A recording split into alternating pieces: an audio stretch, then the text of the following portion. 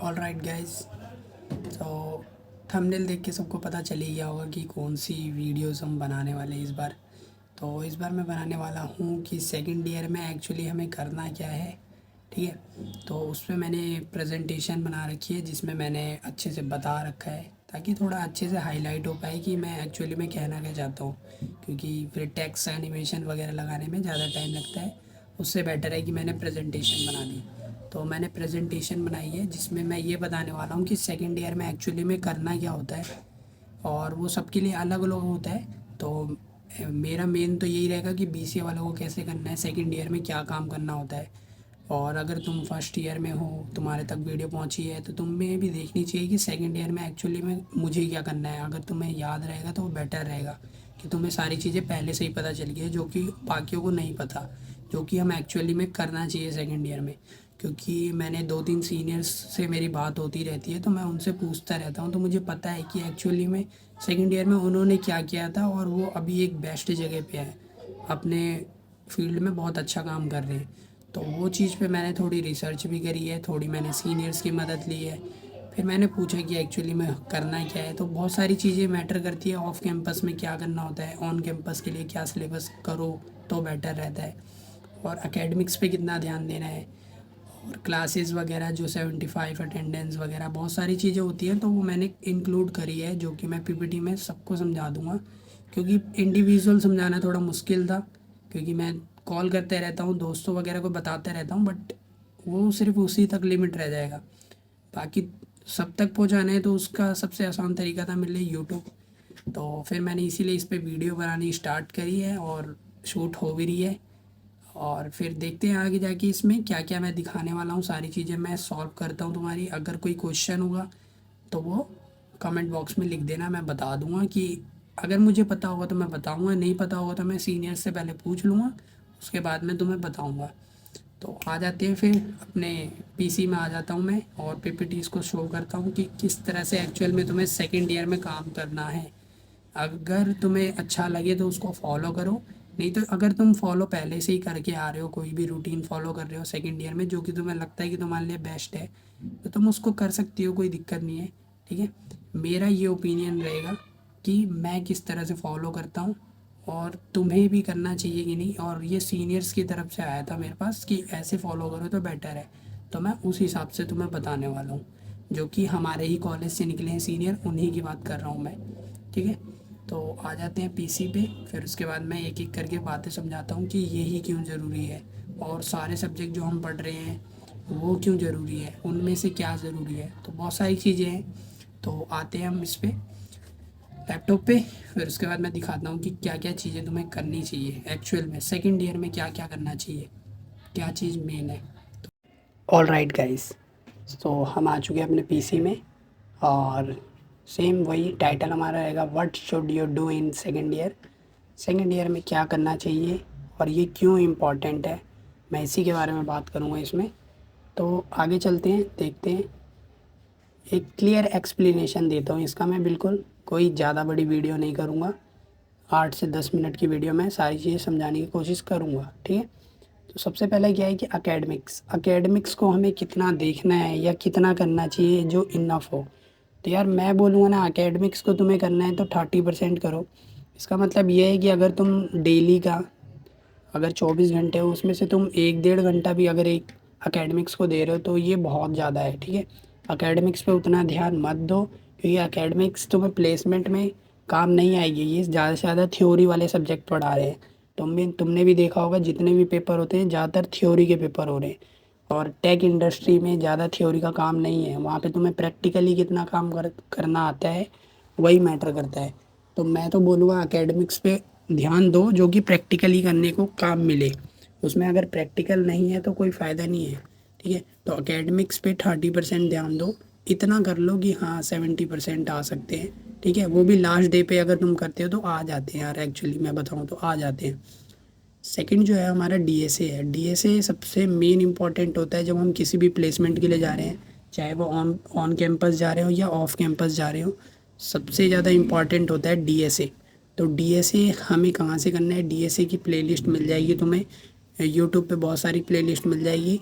ठीक है, उसका मैं लिंक भी दे दूँगा तुम्हें रिसोर्स में, ताकि तुम्हें पता चल जाए कि लीड कोड वगैरह पे, कोड शेफ वगैरह पे कोड करना कैसे है। डीएसए पहले पढ़नी पड़ेगी, तो साथ साथ डीएसए पढ़ो, साथ साथ लीड कोड और कोड शेफ पे क्वेश्चंस करो। तो इससे क्या होगा कि तुम्हारे जो भी तुम क्वेश्चंस करोगे ना, उससे तुम्हें ये भरोसा आ जाएगा कि अच्छा ये वाला चैप्टर मैंने किया था, इस पे यहाँ पे क्वेश्चन मिलते हैं। तो लीड कोड और कोड शेफ दो सबसे ज़्यादा फेमस प्लेटफॉर्म है जिस पे तुम्हें क्वेश्चंस मिलते हैं डीएसए के, जो कि तुम करोगे तो वो तुम्हारे क्या करेगा, तुम्हारी थिंकिंग बहुत अच्छी कर देगा। तुम्हारी लॉजिकल थिंकिंग इतनी अच्छी हो जाएगी कि तुम कोई भी प्लेसमेंट को फोड़ सकते हो आराम से। ठीक है, ये रूटीन है तुम्हारा कि तुम्हें करना क्या है एक्चुअली में सेकंड ईयर में। सेकंड में एकेडमिक्स एक, दूसरा डीएसए रखना, तीसरा वो रखना जो कि तुम्हें पसंद है, तुम्हारा फेवरेट डोमेन क्या है जो कि तुम्हें करना है आगे जाके, उसको तुम करते रहो। 1 से 1.5 घंटा या 2 घंटा तुम उसको कम से कम दो, जो क्योंकि वो तुम्हारा काम है। अगर तुम्हें अच्छा लगता है वो करना तो उसको करो। अब वो टेक से ही रिलेटेड होना चाहिए, क्योंकि तुम टेक्निकल डिपार्टमेंट में हो तो तुम्हें टेक से रिलेटेड ही कुछ जॉब चाहिए। तो उसके लिए तुम्हें क्या करना है, यूआई यूएक्स वगैरह तुम कर सकते हो, वेब डेवलपमेंट किसी को अच्छा लगता है, क्योंकि सबसे ज़्यादा हाई पेइंग जॉब जो है ना अभी वो फ्रंट एंड डेवलपमेंट की है। मैं फ्रंट एंड की बात कर रहा हूँ, फुल स्टैक की भी बात नहीं कर रहा। तो फ्रंट एंड की मांग बहुत ज़्यादा है इंडस्ट्री में, और आने वाले टाइम पे और बढ़ती जा रही है। ठीक है, डेटा साइंस एक है, डेटा साइंस यही आर्टिफिशियल इंटेलिजेंस में आ जाता है। ठीक है, तो इसमें हमें पाइथन्स पे ज़्यादा वर्क करना पड़ता है। पाइथन हो गया, डेटा विजुअलाइजेशन हो गया, मशीन लर्निंग हो गया सबसे ज़्यादा। तो ये सारों का यूज़ डेटा साइंस में होता है। डी जेंगो हमारा बैकएंड में काम आता है, किसी भी वेब डेवलपमेंट में बैकएंड का काम होता है वो डी जेंगो से हो जाता है। जावा से भी होता है। वो तुम्हारा फेवरेट डोमेन है कि तुम्हें क्या पसंद है, तुम उससे क्या कर सकते हो। ठीक है, फुल स्टैक है तो तुम्हारे पास बहुत सारे डोमेन है जिनको तुम डेली एक्सप्लोर कर सकते हो कि यार ये मेरे को करने में मज़ा आ रहा है, मैं इसको करता रहता हूँ, रोज़ करूँगा इसको मैं। तो एक तुम अपना रूटीन बनाओ कि ये मुझे बहुत पसंद है करना, और मैं ये करता रहता हूँ डेली। तो तुम्हारा ये डेली का बेसिस जो होगा ना, वो अकेडमिक्स कितनी करनी है मेरे को दिन में, एक दिन में अकेडमिक्स पे कितना ध्यान देना है तुम्हें डीएसए कितना करना है। डीएसए में अगर मैं बताऊँ तो एक लेक्चर करो, फिर एक लेक्चर अगर तुमने कर लिया तो उसके 2 क्वेश्चन कम से कम करो। और प्लेटफॉर्म बहुत सारे हैं, गीक्स ऑफ गीक हो गया, कोडिंग निंजाज हो गए, हैकर रैंक हो गया, एट कोडर हो गया, हैकर अर्थ हो गया, और लीड कोड हो गया, कोड शेफ हो गया। बहुत सारी जगह पे है जहाँ पे तुम क्वेश्चंस को कर सकते हो। तो क्वेश्चन तो बहुत सारे कर सकते हो तुम्हें हर जगह मिल जाएंगे क्वेश्चन, बस करने की चाह रखो। ठीक है, चौथा है कि तुम हैकाथॉन में पार्टिसिपेट करो। अगर सेकेंड ईयर में हो और तुम्हें अपना एक अच्छा रिज्यूमे बनाना है, तो रिज्यूमे में डालने के लिए कुछ होना भी तो चाहिए। अब जो होना चाहिए, हैकाथॉन में पार्टिसिपेट करने का सबसे बड़ा फ़ायदा यही होता है कि तुम्हें बहुत ज़्यादा अच्छा एक एक्सपीरियंस मिल जाता है कि अच्छा एक्चुअली में 24 घंटे 48 घंटे अगर हमें मिले तो हम उस प्रॉब्लम को कैसे सॉल्व कर सकते हैं। तुम्हारी थॉट प्रोसेस बहुत अच्छा हो जाता है कि अच्छा इस तरह से लॉजिक बनाएंगे तो ये काम हो जाएगा, ये काम हो जाएगा।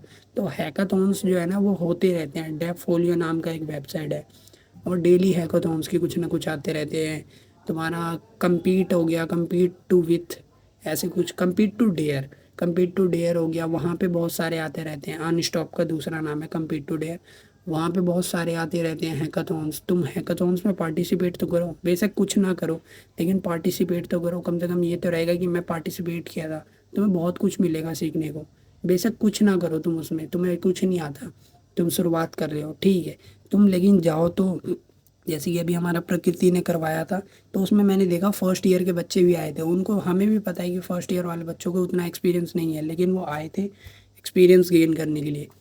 फिफ्थ है हमारा प्रोजेक्ट। प्रोजेक्ट बनाना क्यों ज़रूरी है? अब तुम किसी भी चीज़ पे काम कर रहे हो तो उसका प्रोजेक्ट तो तुम्हें बनाना ही पड़ेगा ना, कि तुम्हें प्रोजेक्ट क्या है तुम्हारे पास, तो उस प्रोजेक्ट को भी बनाओ कि साथ साथ तुम्हारे पास प्रोजेक्ट हो। क्योंकि जब तुम रिज्यूमे बनाओगे तुम्हारे पास एक्सपीरियंस कुछ नहीं है, तुम अभी एक फ्रेशर हो, तो फ्रेशर के पास ना कम से कम 5 से 6 प्रोजेक्ट होने चाहिए, जो कि रिज्यूमे में डालते ही उसको ऐसा लगे कि बंदे ने बहुत कुछ किया है, इसको मैं दे सकता हूँ इंटर्नशिप। तो इंटर्नशिप लेने के लिए हमें प्रोजेक्ट बनाने पड़ते हैं। प्रोजेक्ट अच्छे प्रोजेक्ट होने चाहिए जो कि एंड टू एंड हो। अगर एंड टू एंड हो तो अच्छा है, नहीं तो प्रोजेक्ट ऐसा हो कि हाँ कुछ वैल्यू है उस प्रोजेक्ट की बहुत ज़्यादा, जिसमें तुमने बहुत ज़्यादा मेहनत करी है। 1-2 दिन में प्रोजेक्ट नहीं बनता, उसको महीने लग जाते हैं, हफ्ते लग जाते हैं, तो प्रोजेक्ट बनता है। लास्ट है तुम्हारा रिज्यूमे बिल्डिंग। अब तुम सेकेंड ईयर में हो थर्ड ईयर में तुम्हारी प्लेसमेंट स्टार्ट हो जाती है फिफ्थ सेमेस्टर में। तो तुम्हारे पास एक रिज्यूमे अच्छा सा होना चाहिए कि तुम कहीं भी जाके अप्लाई करो तो तुम सिलेक्शन हो जाए।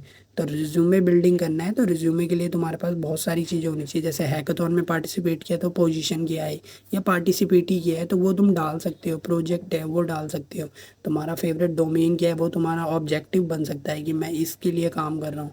डीएसए के जो लीड कोड और कोड शैप पे तुम क्वेश्चन करोगे वो तुम उसमें अप्लाई कर सकते हो कि मैंने 150 क्वेश्चन किए, 200 क्वेश्चन किए, या मेरी कॉन्टेस्ट में रेटिंग इतनी है। डीएसए करने के बाद लीड कोड कोड शैप पे रेटिंग्स मिलती है अगर तुम उसके कोड को बहुत अच्छे से करते हो।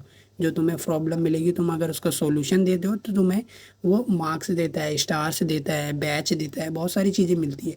तो तुम उसको उन चीज़ों को हाईलाइट कर सकते हो अपने रिज्यूमे में हाईलाइट कर सकते हो, जिससे कि तुम्हारा जो रिज्यूमे है ना वो एकदम बोल्ड बन जाएगा कि हाँ इसको अगर करना है तो इसको पार कर दो। तो रिज्यूमे तुम्हारा इतना अच्छा बन जाएगा कि तुम्हें ज़रूरत नहीं पड़ेगी कि ऑन कैंपस लूँ ऑफ कैंपस लूँ, तुम दोनों के लिए तैयार हो।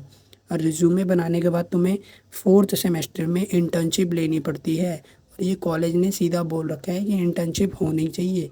क्योंकि जब हमारे ऑफ कैंपस में या ऑन कैंपस में कहीं भी तुम जाओगे ना तुमसे बोलेगा कि तुमने कितनी इंटर्नशिप करी है, और अगर तुम्हारे पास इंटर्नशिप नहीं है तो तुमने प्रोजेक्ट कितना अच्छा किया है। अगर अच्छा प्रोजेक्ट किया है तो इंटर्नशिप की ज़रूरत नहीं भी है, अगर नहीं मिली है तो भी कोई दिक्कत नहीं है। लेकिन अगर इंटर्नशिप नहीं है और प्रोजेक्ट अच्छा है तो वो भी ठीक है। लेकिन अगर तुम्हारे पास प्रोजेक्ट भी नहीं है, इंटर्नशिप भी नहीं है, तो बहुत बेकार है, तुम्हारा रिज्यूमे बहुत ज़्यादा लो दिखेगा और वो रिजेक्ट करने में टाइम नहीं लगाएगा। क्योंकि एचआर के पास बहुत सारे रिज्यूमे होते हैं, वो किसी एक का रिज्यूमे पे नहीं डिसाइड कर सकता कि, क्योंकि उसको पता है कि उससे बेहतर और मिलते रहेंगे। तो रिज्यूमे बनाना है, इंटर्नशिप लेनी है फोर्थ सेमेस्टर के अंदर जाके, और फोर्थ सेमेस्टर हमारा सेकेंड ईयर में ही आता है। तो जब तक अभी का टाइम ये है तुम्हारा कि तुम स्किल्स कितनी सीख सकते हो, तो अभी टाइम है स्किल्स को सीखते रहो। क्योंकि फोर्थ सेमेस्टर में इंटर्नशिप होगी, फिफ्थ में तुम्हारी ऑन कैंपस प्लेसमेंट होगी, और सिक्स्थ में कोई भी बच्चा क्लास में नहीं आता, क्योंकि उनको उनको बुला लिया जाता है, उन्हें ऑफ़र मिल जाता है बच्चों को, तो वो प्लेसमेंट में चले जाते हैं। तो गिनती के 4-5 बच्चे होते हैं जो कि क्लास में आते हैं। अब सेकंड है हमारा कि ऑन कैंपस अगर हमारा होता है प्लेसमेंट तो उसके लिए मेरे को तैयारी क्या क्या करनी होती है, या ऑफ कैंपस में प्लेसमेंट लेनी है तो मेरे को क्या क्या मेन सब्जेक्ट हैं जो कि मेरे को याद रहने चाहिए उस टाइम पे अगर मेरे को नौकरी चाहिए बड़ी बड़ी एमएनसी कंपनीज़ में। ठीक है, तो ऑन कैंपस का बताऊँ तो सबसे पहले जो हमारे कॉलेज में होता है वो मैंने पूछा था, तो मुझे ये पता चला कि 3 तरह के हमारे राउंड होते हैं। पहला होता है एप्टीट्यूड टेस्ट का। एप्टीट्यूड टेस्ट में हमारा क्या होता है, सबसे पहले मेन हमारा होता है एप्टीट्यूड में कि ये तुम्हारा प्रेशर हैंडल देखते हैं, तुम अडेप्टिव हो कि नहीं, तुम्हारी कम्युनिकेशन स्किल्स, लर्निंग स्किल्स कैसी है। एप्टीट्यूड टेस्ट तुम्हें कुछ भी याद करने वाला नहीं है, वो तुम्हें बस एक पहेली दे देंगे, तुम्हें उसको सुलझाना होगा कि तुम्हारे में कितना दिमाग है कि तुम उसको सुलझा सकते हो। तो एप्टीट्यूड टेस्ट पहला राउंड होता है। दूसरा राउंड होता है डीएसए का, जिसमें डीएसए के क्वेश्चंस आते हैं, जो कि मैं तुम्हें बोल रहा हूँ लीड कोड या कोड शेप पे जाके करो। तो डीएसए के क्वेश्चन वो देते ही हैं, मैंडेटरी है कि उसको पास करना ही पड़ेगा। तो डीएसए के 3 क्वेश्चन वो कम से कम देते हैं, जिसमें से अगर तुमने 2 कर दिए तो बहुत बढ़िया चीज़ है वो। लेकिन अगर नहीं कर पाए तो तुम ऑन कैंपस प्लेसमेंट मुश्किल ही ले पाओगे। ठीक है, इन 2 राउंड के बाद तीसरा राउंड आता है हमारा एचआर इंटरव्यू। जब एचआर तुम्हारे सामने बैठा होगा, तुम्हारा इंटरव्यू लेगा, तो एचआर के इंटरव्यू जाने से पहले हमें डीएसए पूरा करना पड़ता है। और डीएसए हमें उतनी करनी पड़ती है जितने की रिक्वायरमेंट है, वो वेरी करता है बंदे के ऊपर कि वो बंदे को कितना मज़ा आ रहा है किसी भी सब्जेक्ट को करने में। तो डीएसए में बहुत सारे होते हैं, जैसे एरे हो गया, स्ट्रिंग हो गया, लिंक लिस्ट हो गया, और बहुत सारी चीज़ें हैं, डीपी हो गया। तो बहुत सारी चीज़ें जिनको करना बहुत ज़रूरी है डीएसए में। तो डीएसए एक सबसे बड़ा मेन जो है ना वो तुम्हारा पहाड़ है, जिसको तुम्हें अगर कर लिया है तो तुम प्लेसमेंट में बहुत अच्छी तरक्की कर सकते हो। ऑफ कैंपस प्लेसमेंट में भी कुछ सब्जेक्ट हैं जो कि सबसे ज़्यादा पूछे जाते हैं। कभी भी तुम ऑफ कैंपस प्लेसमेंट लेने जाओगे, तुम्हें लगता है कि ऑन कैंपस में मेरे को नहीं मिल रही है, मेरे को 2 लाख का पैकेज मिल रहा है, 5 लाख का मिल रहा है, 3 लाख का मिल रहा है, लेकिन मुझे 10 से ऊपर का चाहिए। तो तुम्हारे पास ये 6 जो 7 सब्जेक्ट हैं ना वो तुम्हें बहुत प्रॉपर अच्छे से आना चाहिए। सबसे पहला है ऑब्जेक्ट ओरिएंटेड प्रोग्रामिंग लैंग्वेज, जो कि हम C++ में अभी पढ़ रहे हैं। तो ऑब्जेक्ट ओरिएंटेड प्रोग्रामिंग लैंग्वेज सबसे ज़्यादा मेन है हमारी वो। दूसरा है हमारा computer network. Computer network off campus में बहुत ज़्यादा पूछा जाता है, हर एक क्वेश्चन अगर वो 10 क्वेश्चन पूछ रहा है तो 2 क्वेश्चन कंप्यूटर नेटवर्क्स के भी होते हैं। तीसरा हमारा डेटाबेस मैनेजमेंट सिस्टम, जो कि हमने सेकंड सेमेस्टर में पढ़ लिया है। फोर्थ है हमारा ऑपरेटिंग सिस्टम, जो कि हमारा फिफ्थ सेमेस्टर में आई थिंक आएगा, फिफ्थ या सिक्स सेमेस्टर में आएगा ऑपरेटिंग सिस्टम, जो कि बहुत ज़्यादा ज़रूरी है। उसके बाद है सिस्टम डिज़ाइन। अब ये एक ऐसा सब्जेक्ट है जो कि हमारे कॉलेज में नहीं पढ़ाते, लेकिन हमें ये करना पड़ेगा। अगर एक अच्छी जॉब चाहिए एमएनसी में तो ये चीज़ हमें करनी पड़ती है। सिस्टम डिज़ाइन हमें पता होना चाहिए कि क्या चीज़ होती है। और सिक्स तो तुम्हें पता ही है, डेटा स्ट्रक्चर एंड एल्गोरिथम। ये तो हर जगह तुम्हें करना ही पड़ेगा, डीएसए तुम्हें करनी ही पड़ेगी। और तुम ये मत सोचना कि 2 महीने में डीएसए हो जाएगी। डीएसए को करने में बहुत टाइम लगता है। वो बंदे के ऊपर डिपेंड करता है कि वो कितने लगन से उस काम को कर रहा है। तो डीएसए को आज से ही करो। मैं तो कहता हूँ कि डीएसए को करना ही पड़ेगा, कुछ भी हो जाए। डीएसए करोगे तो ही प्लेसमेंट मिलेगी। सिंपल सी बात यह है, जो तुम सेकंड ईयर से थर्ड ईयर के बीच में जो तुम करोगे वो तुम्हारे आने वाले 30 साल या 32 साल बता देगा कि तुम कैसी ज़िंदगी जीने वाले हो। तो वो चीज़ तुम देख लो कि 1 साल मेहनत करनी है या 32 साल सिर्फ ऐसे ही बैठे रहना है। ठीक है, तो ये वाला 1 साल जो है वो डीएसए को दे दो। तो डीएसए तुम्हें एक ऐसी लाइफ दे देगा जो कि टेक में बहुत ज़्यादा ज़रूरी है। तो डीएसए करो, जितनी कर सकते हो। क्वेश्चंस करने हैं तो लीड कोड और कोड शेफ पे करते रहो। वहाँ पे तुम्हें क्वेश्चन बहुत सारे मिलेंगे, लाखों क्वेश्चन मिलेंगे, तुम करो बस। तुम जितने क्वेश्चन करोगे तुम्हारा उतना फ़ायदा है। और ऑफ कैंपस में सातवां है हमारा, जो तुम्हारा फेवरेट डोमेन क्या है। तुम क्या करना चाहते हो, तुम्हारा मेन गोल क्या है कि मेरे को ये करना था, तो वो तो तुम्हें आना ही चाहिए। और साथ में ये जो 6 सब्जेक्ट है ना, ये भी तुम्हें आने चाहिए। अगर तुम इन 6-7 सब्जेक्ट को कर लेते हो तो वेल एंड गुड है। इसको करने के बाद तुम ऑफ कैंपस में कहीं भी जाओ, चाहे गुड़गांव जाओ, बेंगलोर जाओ, कहीं भी जाओ, तो इंटरव्यू में सबसे ज़्यादा क्वेश्चंस इसी के पूछे जाते हैं कि तुम्हें ये आता है कि नहीं आता।